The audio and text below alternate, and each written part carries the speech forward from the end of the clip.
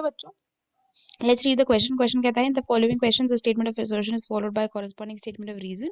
Of the following statements choose the correct one. आपको options दिए हुए हैं. Both A and R are correct and R is the correct explanation of A. Both A and R are correct. R is not the correct explanation of A. A is correct. R is incorrect. R is correct. A is incorrect. Right? Assertion दिया हुआ है toxic metal ions are removed by chelating ligands and reason दिया हुआ है that chelate complexes tend to be more stable. तो ये दो statements हमें दी हुई हैं. इन दोनों स्टेटमेंट्स को हमें पढ़ना है और इनके बेसिस पे इस क्वेश्चन को आंसर करना है. तो अगर इस क्वेश्चन में हम बात करते हैं कि की कॉन्सेप्ट क्या है, क्या कॉन्सेप्ट है जिसके ऊपर ये क्वेश्चन बेस्ड है, जो हम इस क्वेश्चन में डिस्कस करने वाले हैं, दैट इज अ की concept and that is basically chelation. Chelation के बारे में बात करेंगे. कीलेशन क्या होती है, कीलेटिंग लिगेंड्स क्या होते हैं और कीलेशन से कॉम्प्लेक्सेस स्टेबल होते हैं तो क्यों होते हैं, कैसे होते हैं, is what we all are going to discuss in this particular question. तो की कॉन्सेप्ट हमारा हो गया कीलेशन. कीलेशन या कीलेटिंग लिगेंड्स क्या होते हैं? ऐसे लिगेंड्स जिनके पास दो या दो से ज्यादा डोनर एटम्स हैं, दो या दो से ज्यादा डोनर साइट्स हैं जिससे वो मेटल से जुड़ सकते हैं.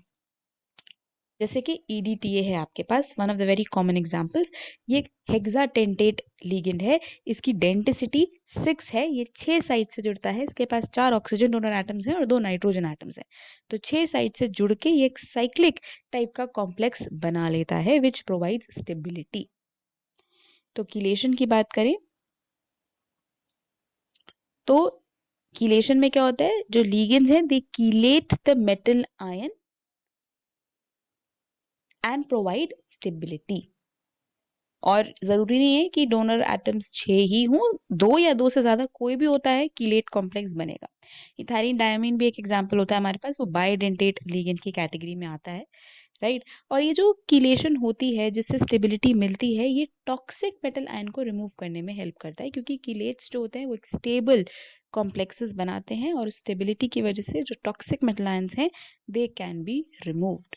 सो what is the reason of the removal of toxic metal ions? That is the stability of the chelate complexes. तो असर्शन की स्टेटमेंट ट्रू है, रीजन भी यहाँ पे हमारा ट्रू है ना, क्योंकि कीलेट कॉम्प्लेक्सेस में, कीलेशन में साइक्लिक कॉम्प्लेक्सेस बनते हैं which is going to provide more stability.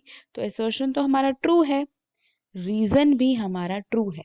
पर क्या यहाँ पे रीजन जो है वो असर्शन को एक्सप्लेन कर रहा है? इज द रीजन जस्टिफाइंग कि टॉक्सिक मेटल आयंस क्यों रिमूव किए जाते हैं by chelating ligands? Yes it is. ऐसा है क्योंकि कीलेट कॉम्प्लेक्सेस ज्यादा स्टेबल होते हैं ना, तो उनकी स्टेबिलिटी की वजह से टॉक्सिक मेटल आयंस रिमूव कर दिए जाते हैं. So whenever you have to remove the toxic metal ions, chelating ligands का यूज किया जाता है. So reason explains the assertion. तो इस क्वेश्चन में जो आपका आंसर होने वाला है, the correct option, that is going to be option A, that both A and R are correct and R is the correct explanation of A. So the final answer for this question is option A. Hope you understood it well. Best of luck.